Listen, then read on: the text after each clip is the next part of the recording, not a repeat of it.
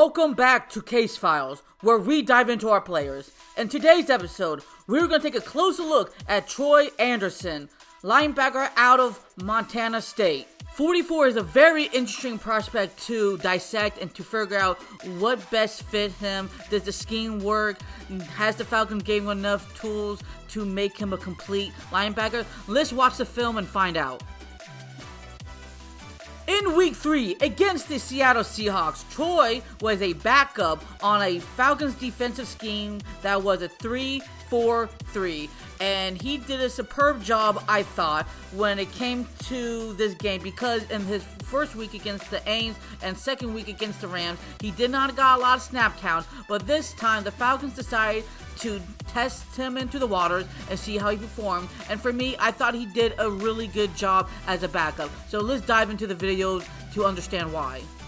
On this play, 44 is the only linebacker to blitz the quarterback to making sure that he does not go deep or get a first down. So we see his speed right here, but unfortunately he does get blocked by the running back, but he still makes enough pressure to making sure that Geno Smith goes short, not long. On this play, we're going to see how a veteran linebacker versus a rookie linebacker deal with the run. Even though Evans does not get the tackle, he still does the right thing in how you contribute to this. So, how 44 handled it, instead of looking to see where the running back is, he goes straight into and get matched up into the line. And when you see Evans do it, he hesitates and seeing where the running back goes, and that's how you correctly follow the running back.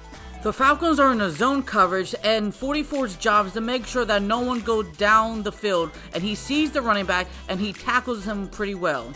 On this play, 44 is asked to cause disruption on the Seattle Seahawks play, and instead of making this a first down, it's going to be 3rd and 2nd.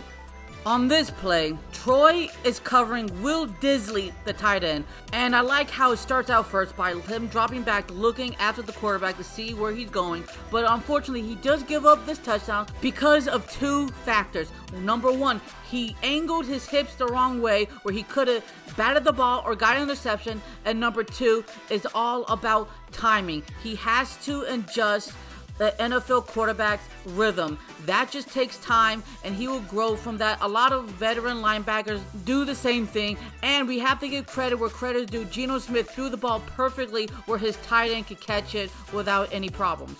These are simple concepts, but you want to make sure that your linebacker feels comfortable enough to make the play, and he does.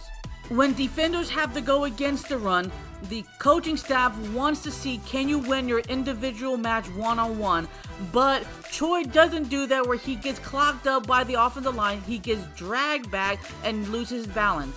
What I like about this play is that Dean Pease realized Troy's speed will be a huge benefactor for the Falcons. So that's why he used him at the blitz to make sure that Geno Smith just makes short throws. In Week 5, against our division rival, the Tampa Bay Buccaneers, Troy was a backup again on a Falcons defensive scheme, was a 4-2-5, and he had a pretty good, stellar game. Now let's check out the film. On this drive, the Falcons are going to use a blitz concept where they're going to use one linebacker, that's 44, to get after the quarterback to make sure that he does not throw a complete pass or a touchdown. And I love about this is that he goes after Leonard Fournette. He does not get entangled with him, and he does his job where he makes sure that Tom Brady feels so uncomfortable in the pocket. One of the biggest pet peeves for defensive coordinators for linebackers is missed field tackles on the field, and Troy has to clean that up before he wants to get a starting role. This is how an all-pro linebacker does, and Troy does it well enough as well where he sees the tight end, he doesn't get involved with him too quickly, then he wraps up Leonard Fournette to make sure he does not get an inch. The Buccaneers are using a screen pass to Leonard Fournette, and I love that Troy just doesn't hesitate. He reads what's going on, and he makes the tackle with his fellow comrades. The Falcons are using a blitz concept, but unfortunately for them, Tom Brady gives the ball out quickly, and Troy does not make this tackle. So on this play, this is the whole entire team's effort where everybody's doing their part well enough where Tom Brady cannot find anybody open. This play shows you how intelligent Troy is. He reads what Godwin is doing, so he shimmies over where Godwin is. He's watching what Tom Brady is doing as well, and he gets after his guy. In week 6 against the 49ers, Troy got his first start as a Falcon in a defensive scheme of 3-4-4, and I thought he did a hell of a job, so let's watch the film. So when we watch the NFL Combine, especially for linebackers, we look at the 3-cone drill and the splits and how they can move their hips to cut on a dime, and we see right here what Troy does, where he goes to the right, then he sees the running back going to the left, so he cuts through the left side to go for the tackle. This play is not going to Troy, but I still like to cover it because the Falcons are using a zone coverage, and Troy is going against Kyle Juszczyk, the fullback, and he does a great job covering him. I like what I see how Troy is handling and reading the quarterback motions, and I love this also where he doesn't get locked up with number 11 and still makes the tackle. I'm not crazy about this defensive play call because you're going to leave Brandon Aiyuk wide open on a soft coverage where Troy has to make a tackle, and he doesn't do a really good job because he goes lower to the feet, not upper to the chest area. On this play, Troy is the spy linebacker watching what Jimmy Garoppolo is doing, and you can see that he was going for Deebo Samuel, so that's where Troy was going towards, but then he quickly shifts to George Kittle to get this first down, and Troy does his best to making sure he doesn't get more yards. On this clip, this shows you every Falcons defenders doing their job to a T, where everybody is playing their part to making sure that Jimmy Garoppolo does not get this first down, instead of making it harder for them to try to score a touchdown.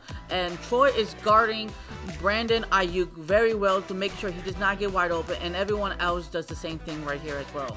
I would consider this a neutral play where it's not an excellent play, but it's not a bad play either, where he's reading, the play action pass, but there's a wide open space. So I don't know if he's just misreading how far he has to go or the distance, but it's just really weird because he's angling forward. I really like this play because it shows you that Troy is reading what Jimmy Garoppolo is doing, and that's excellent, where he stops and breaks and looking where he sees the screenplay is. But you see he gets whammed, but good news for him, they called a flag on the play for an illegible player down the field, the center 64, so he would have made the tackle anyways. In week 11, playing against the Chicago Bears, Troy was a backup again, playing on a defensive scheme of 3-4-4, and I thought he had an average game, probably because he's not used to playing against scrambling quarterbacks. So let's check out the film. I've noticed this has been a common thing for Troy when he's dealing with the offensive line when it comes to the running game, where he kind of gets stuck, not too much, but enough where the running back goes past him where he can make a play to try to bring him down, and that does hurt him for a little bit. I also noticed when dealing with the run game, he does a lot better against the tight ends when he's getting blocked for some reason, but even still, he still has that motor to drive him down. I want to give credit where credit is due because Troy uses his speed to get after Justin Fields, but you have to understand that the whole offensive line didn't even recognize where Troy was, so he got a clean sweep. On this play, Justin Fields is going to use the option, and I like how Troy Anderson dips his hips, uses foot mechanics to grab the running back before he gets more yardage. This is an every down play where you got to be quicker than your opponent, and unfortunately Troy didn't get that chance because they had more bodies more than the Falcons defenders. So it happens sometimes, so it's not really too much to harpoon on. These are the type of plays that's so hard dealing with scrambling quarterbacks where you can cover everybody to a T until he gets outside the pocket and then he just creates, a move. And this right here, I just thought, Troy didn't get too much effort. And then again, I don't know how much he was already getting effort. So these are the type of plays where it's just a little bit more difficult to dissect. But for me, it just looks like that Troy just kind of gave up. But then again, I'm not there, so who knows. In week 15 against the New Orleans Saints, Troy had a starting role playing on a defensive scheme, a 3-4-4, and it was not his best at all. And there's a reason why he didn't get to start from day one. He has to learn how to properly use all the mechanics for a linebacker.